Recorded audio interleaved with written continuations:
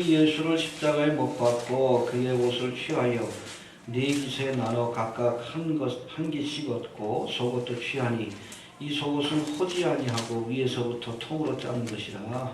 운명들이 서로 말하되 이것을 찢지 말고 누가 없나 제비 뽑자 하니 이는 성경에서 이가 그의 옷을 나누고 내 옷을 제비뽑아니라 그것을 해야 하니라. 운명들은 이런 일을 하고 예수의 십자가 곁에는 그 모친과 이모와 글로바의 아내 마리아와 막달라 마리아가 섰는지라. 예수께서 그 모친과 사랑하시는 제자가 곁에 서는 것을 보시고 그 모친께 말씀하시되 여자를 가져서 아니니라 하시고 또 그 제자에게 이르시되 보라 네 어머니라 하신대 그때부터 그 제자가 자기 집에 모시니라. 이후에 예수께서 모든 일이 이미 이른 줄 아시고 성경으로 응하게 하려 하사 가라사대 내가 목마르다 하시니 거기 신포도주가 가득히 담긴 그릇이 있는지라. 사람들이 신포도주를 머금은 해용을 우슬초에 메어 예수의 입에 대니 예수께서 신포도주를 받으신 후 가라사대 다 이루었다 하시고 머리를 숙이시고 영혼이 돌아가시니라. 아멘.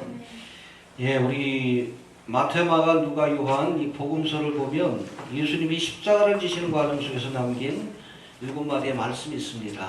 이걸 보통 가상칠환이라고 하는데 오늘 내가 나와 함께 낙원에 있으리라. 우편강도에게 주신 말씀이 우편이라는 뭐 우편은 없지만 아무튼 나를 기억하옵소서 강도가 요구했을 때 예수님께서 네가 오늘 나와 함께 낙원에 있으리라는 말씀을 주셨습니다. 할렐루야. 네. 또 엘리 라마 사박다니 아버지여 어찌하여 나를 버리시나이까. 고통의 그 와중에 하나님께 버림받는 그런 영적인 죽음을 경험하시면서 이 말씀을 하셨습니다. 또 우리 요한복음에는 그 다른 복음서에서 기록되지 않은 그런 말씀들이 소개되고 있는데 그렇게 소개된 이유가 있어요. 여러분 예수님께서 십자가를 지실 때 다른 제자들은 다 도망갔죠. 유일하게 사도 요한만이 그 자리를 지켰기 때문에 예수님이 하셨던 그 은밀한 말씀까지 다 기억하고 기록에 남긴 겁니다. 알겠습니까? 개인에게 주신 말씀이 있죠. 마리아에게 말씀하시기를 여자여 보소서 당신의 아들이니이다. 엄마라고 하지 않았어요? 써놓고 가서서 엄마라고 표현했는데 성모 마리아 숭배 사상에서 그 각색한 거고 여자여라고 이렇게 얘기를 합니다. 그리고 또 뭐라고 합니까? 보라 네 어머니라. 요한에게 예수님께서 이 마리아를 맡기시면서 그 말씀을 주셨고 그리고 중요한 말씀이 28절부터 우리 30절까지 나오는데 이것이 마지막 말씀인 내가 목마르다. 그리고 다 이루었다. 그리고 복음서에서는 아버지의 내 영혼을 아버지께 의탁하나이다. 할렐루야. 그리고 운명하셨다고 소개하고 있습니다. 죽음을 앞두고 남긴 이 마지막 유언과 같은 말씀이기에 우리가 이 고난주간이 되면 예수님께서 주셨던 그 말씀을 묵상하면서 그 의미를 생각하며 우리가 교훈을 되새기는 그런 시간 들어갔습니다. 오늘 읽은 본문의 말씀에는 그 가운데 중요한 2마디의 말씀 뒷부분에 나오는 28절부터 나오는 그 말씀이 소개되고 있는데 이 말씀은 특별히 요한복음에만 소개되고 있습니다. 알겠습니까? 어떻게 그 말씀을 들을 수 있었어요? 다른 제자들은 다 도망갔지만 사도 요한은 그 자리를 지키고 있었기 때문에 그 말씀을 들을 수 있었다는 겁니다. 예수님이 십자가를 지고 운명하시는 마지막 순간까지 그 자리를 지켰던 이 사도 요한이 자신이 직접 보고 들은 것을 기록으로 남긴 겁니다. 해봅시다. 내가 목마르다. 다 이루었다. 할렐루야. 다른 복음서에서는 아버지여 내 영혼을 아버지께 의탁하나이다. 그러고 운명하신 것으로 묘사되어 있는데 요한복음에서는 테텔레스타이 다 이루었다는 말씀을 하시고 운명하신 것으로 소개하고 있습니다. 첫 번째 우리 한번 살펴봅시다. 우리 28절 다시 봅시다. 시작. 이후에 예수께서 모든 일이 이미 이룬 줄 아시고 성경으로 응하게 하려 하사 가라사대 내가 목마르다 하시니. 예, 어찌 보면 사족과 같은 이 말씀을 왜 여기다 기록했을까? 여러분 이것은 사도 요한이 예수님께서 십자가에서 실제로 거짓된 것이 아니라 실제로 육신의 고통을 맛보시고 죽음의 고통을 맛보셨다는 것을 강조하기 위해서 집어넣은 거예요. 이해가 됩니까? 네. 여러분 사도 요한이 복음서를 쓸 당시 이 요한복음은 맨 마지막에 기록이 돼 있어요. 그래서 초대교회 한참 교회가 부흥될 때 그리고 부흥의 와중에 율법주의자와 또 영주주의라고 하는 이단들이 극성을 떨었을 때에 특별히 영주주의를 논박하기 위해서 쓴 글이 바로 요한복음입니다. 알겠습니까? 예, 영주주의. 요한 1서, 2서, 3서도 마찬가지예요. 영주주의에 대한 경계의 말씀들이 나옵니다. 요한이 복음을 쓸 당시 초대교회는 영지주의라고 하는 이단이 극성을 떨고 있었어요. 여러분 우리가 일루미나티들 얘기하죠. 그렇죠? 뉴에이지의 그리스도라고 얘기를 하는데 저들의 신앙적 뿌리가 바로 영주주의입니다. 그걸 연구해야 돼. 어디부터 있었습니까? 초대교회 당시부터 있었던 이단이라고 보시면 돼요. 이들은 이원론적인 헬라 철학의 영향을 받아서 우리의 삶에 있어서 영혼은 실질적이고 숭고하고 중요하고 의로운 것이다. 알겠습니까? 영만이 중요하다. 영만이 중요하다. 그걸 강조했어요. 그리고 육체는 허무하고 무가치하고 죄악된 것이라고 주장했습니다.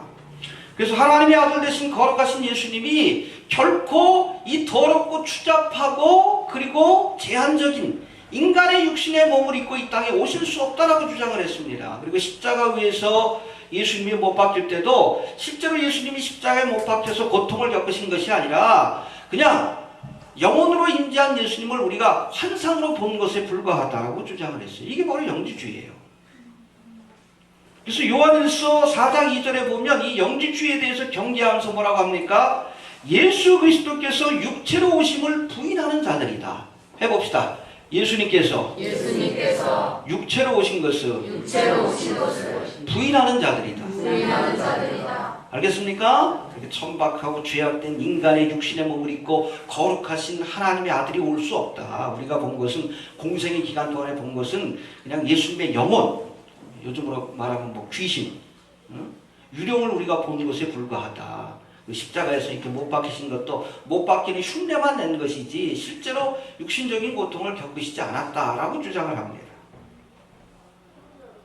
여러분 복음서 가운데 가장 마지막에 쓰여진 것으로 알려진 이 요한복음을 사도 요한이 기록한 것도 바로 이러한 영주주의라고 하는 이단을 반박하기 위한 목적이 있었습니다. 그래서 요한복음 1장에 보면 태초에 말씀이 계시니라 이 말씀이 하나님과 함께 하셨으니 말씀이 곧 하나님이시니라. 할렐루야. 로고스 대신 말씀 대신 성자 하나님에 대해서 소개하여 그리고 이어지는 14절에 보니까 말씀이 육신이 되어 이게 중요한 거예요. 처음부터 그걸 강조한 거예요. 사도 요한이 성자 하나님이 인간의 육신의 몸을 입고 오셨다. 영주주의자들이 주장하듯이 우리가 그 영혼 유령을 본 것이 아니라 실제로 인간의 육신의 몸을 입고 이 땅에 오셔서 먹고 마시고 고통을 겪으시기도 하시고 마지막 십자가의 그 고난의 와중에 목마름과 고통을 실질적으로 경험했다. 그래서 내가 목마르다라는 말씀을 여기다 포함시킨 거예요. 이해가 되십니까? 예. 오늘 본문에 등장하는 내가 목마르다는 말씀이 바로 육체를 가지신 예수님이 십자가 위에서 실질적인 고통을 경험하셨다는 사실을 강조하기 위한 겁니다. 알겠습니까? 그가 찔림은 성악 우리의 죄악을 인함이라. 그가 징계를 받음으로 우리가 평안을 누리고 그가 채찍에 맞음으로 우리가 나음을 입었도다. 고통당하는 척한 게 아니에요. 우리 살이 찢기시고 또 그 허리에 창을 찔리시고 고통을 겪으시다가 십자가에서 운명하신 겁니다. 알겠습니까? 예. 목마르다는 말씀 뒤에 남기신 다 이루었다는 말씀은 예수님이 십자가 위에서 생을 마감하시면서 어찌 보면 자신의 삶, 그동안의 사역을 마지막으로 평가하는 말씀이라고 볼 수 있어요. 우리 30절도 한번 봅시다. 시작. 예수께서 신 포도주를 받으신 후 가라사대 다 이루었다 하시고 머리를 숙이시고 영혼이 돌아가시니라. 예, 해봅시다. 다 이루었다. 다 이루었다. 예, 뭐 헬라 원문을 보면 테텔레스타이라고 되어 있는데 이 다 이루었다는 말씀은 비록 짧긴 하지만 예수님의 생애를 농축시킨 일종의 회고록과 같은 말씀이에요. 알겠습니까? 성경에 보면 가끔 회고록이 나옵니다. 응? 야곱의 회고록도 있죠. 내가 나그네 길 생애가 몇십 년이지만 그동안 험악한 세월을 지내었나이다. 이게 야곱의 회고록이에요. 이해가 됩니까? 다윗의 회고록은 어디서 나와요? 시편? 23편이에요. 여호와는 나의 목자시니 내게 부족함이 이게 다윗의 회고록이에요. 솔로몬의 회고록은 어디 나와요? 전도서예요. 솔로몬은 실패한 인생이거든요. 헛되고 헛되니 모든 것이 헛되도다. 짧지만 이 문장 속에 예수님의 생애가 농축이 되어 있는 거예요. 다 이루었다. 테텔레스타. 해봅시다. 다 이루었다. 다 이루었다. 그래서 주님 앞에 부름받는 날 테텔레스타이로 고백할 수 있어야 합니다. 아멘. 열심히 살아야 테텔레스타이 할 수 있는 거예요. 해봅시다. 다 이루었다. 다 이루었다. 알겠습니까? 예. 이 테텔레스타이 헬라 원문을 보면 테텔레스타이라는 한 단어로 되어 있어요. 우리 다 이루었다 문장으로 되어 있긴 하지만 it is finished 영어로 이렇게 되어 있는데 여기에 몇 가지 뜻이 있어요. 한 네 가지 뜻이 있습니다. 첫 번째 이 테텔레스타이는 끝마치다라는 뜻을 갖고 있어요. 해봅시다. 끝마치다. 끝마치다. 예. 그래서 특별히 이 단어는 노예들 사이에서 자주 사용되던 말인데 이것은 일을 끝냈습니다라는 뜻을 갖고 있어요. 아침에 주인이 종들에게 그렇죠? 집을 나서기 전에 일을 맡깁니다. 너네 가서 오늘 그 쟁기질을 하고 너는 뭐 요거를 하고 너는 시장에 가서 물건을 사서 요리를 해놓고 그래서 주인이 시킨 일을 끝냈을 때 뭐라고 합니까? 주인이 테텔레스타이 다 끝냈습니다. 할렐루야. 네. 해봅시다. 명령하신 일을 다 마쳤습니다. 알겠습니까? 여러분 사복음서 중에서 특별히 종복음 혹은 소복음으로 알려진 이 마가복음에서는 예수님을 하나님의 사역을 위임받은 충성스러운 하나님의 종으로 묘사하고 있어요. 할렐루야. 공생의 기간 동안에 예수님 자신도 뭐라고 말씀합니까? 내가 섬김을 받으러 온 것이 아니라 섬기러 왔다. 할렐루야. 아멘. 그리고 이제 하나님의 충성스러운 종으로서 하나님이 예수님께 맡기셨던 사명, 즉 십자가를 통해 구속의 사역을 이루라는 하나님의 사명을 마치면서 이제 마지막으로 하나님이 주신 일을 내가 다 끝냈습니다. 테텔레스타이라는 고백을 남기고 있는 겁니다. 할렐루야. 여러분 이 테텔레스타이라는 고백은 하나님의 사역에 충성한 자들만이 남길 수 있는 승리의 고백이에요. 해봅시다. 다 이루었습니다. 다 이루었습니다. 네. 여러분에게 맡겨주신 사명을 다 이루셨습니까? 네. 아멘? 이루시기 바랍니다. 네. 그래서 마태복음 25장에 보면 달란트의 비유가 나오잖아요. 주인이 타국에 가면서 종들에게 달란트를 맡깁니다. 어떤 이에게는 5달란트, 2달란트, 1달란트. 주어진 달란트에 충성한 자에게는 뭐라고 칭찬합니까? 착하고 충성된 자. 할렐루야. 여러분 주님의 뜻에 충성하는 것이 착한 거예요. 선한 것입니다. 그리고 1달란트 맡은 자는 이걸 묻어뒀어. 주신 기회와 은총의 선물을 묻어두고 아무것도 하지 않았습니다. 주님의 나라를 위해서 아무것도 하지 않은 것이 죄입니다. 특별히 나쁜 일 한다고 죄가 아니에요. 그런 자에게 뭐라고 합니까? 악하고 게으른 종. 여러분 게으른 것이 악한 거예요. 이거 되십니까? 예수 믿는 사람은 부지런히 맡겨주신 사명에 최선을 다해야 합니다. 알겠습니까? 네. 예. 여하튼 이렇게 맡겨주신 사명에 충성한 자에게 테텔레스타이의 축복이 주어지고 그렇게 충성한 자들만이 하나님 앞에서 내가 다 이루었습니다. 이런 승리의 고백을 남기게 될 줄로 이렇게 믿습니다. 네. 예.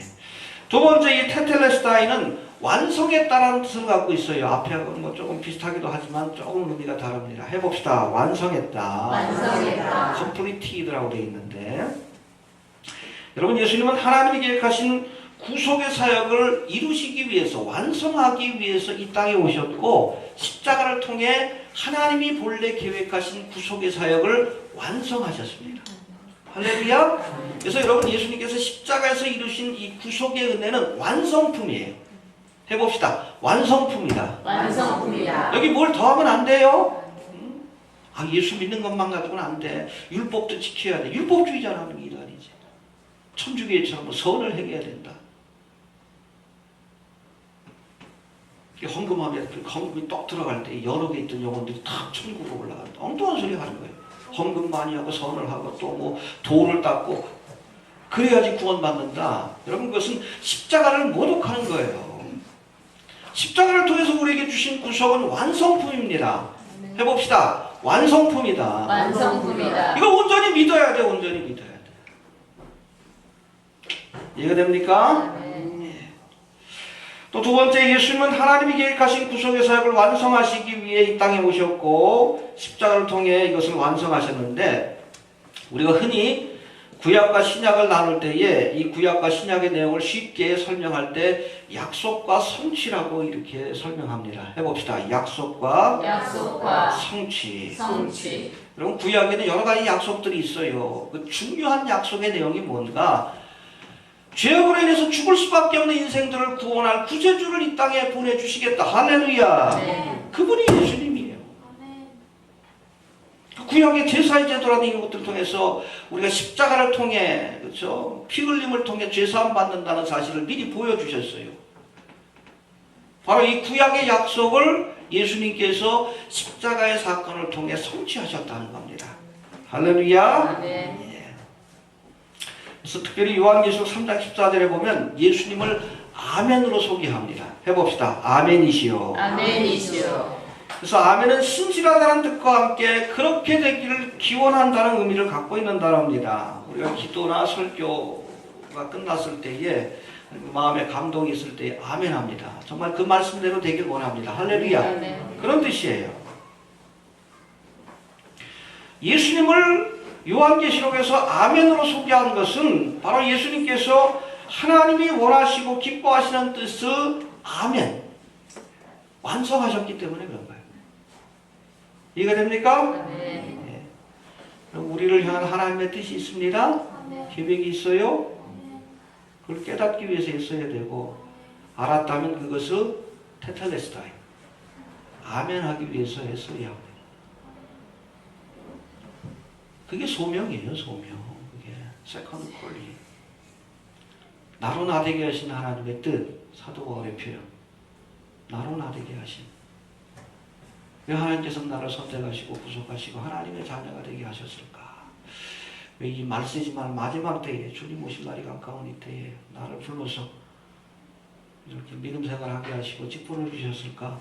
그 뜻을 깨달아야 돼. 그리고 그 뜻을 이루기 위해, 아멘하기 위해, 테텔레스타이 하기 위해서 우리가 쓰는 삶이 되어야 합니다. 얼마나 시간이 주어질지 모르지만, 알겠습니까? 이렇게 길지는 않을 것 같아. 끝까지 우리가 하나님이 계획하신 뜻을, 또 우리에게 원하시는 일들은 테텔레스타이 합시다. 네. 세 번째, 이 테텔레스타이는 수고가 마쳐졌다는 뜻을 또한 갖고 있습니다. 해봅시다. 수고가 끝났다. 할렐루야. 여러분, 예수님은 이 땅에서 33년의 짧은 인생을 사셨지만 그 과정 모두가 고난과 수고의 연속이었어요. 그리고 그 고난의 정점에 십자가가 있었고, 이 고난이 끝나는 순간 테텔레스타이로 이제 내 수고가 마쳐졌습니다. 이런 고백을 할 수 있었다는 겁니다. 할렐루야. 여러분, 인생은 고요와 같은 것이고 고난의 연속입니다. 잘 기억하세요. 이 땅에는 참된 안식이 없어요. 종말의 순간은 바로 이 땅에서의 고난과 수고가 끝나는 시간입니다. 내가 주님 앞에 먼저 가던 주님이 오시다. 고난과 수고가 끝나는 날이요. 요단강 건너가서 가나안 땅에서 안식하는 겁니다. 할렐루야. 그래서 성도의 죽음을 성경에서는 잔다 혹은 안식으로 표현해요. 안식. 어렵고 힘들지만 끝까지 믿음을 지킨 자들에게 하나님이 안식을 주실 겁니다. 테텔레스타이, 이제는 수고를 끝냈으니 나와 함께 안식하자.